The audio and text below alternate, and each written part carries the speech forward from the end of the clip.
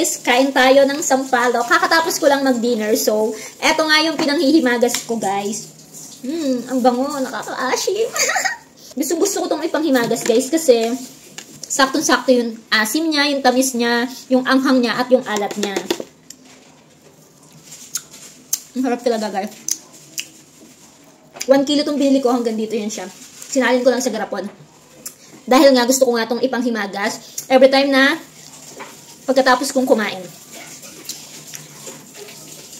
Ang harap.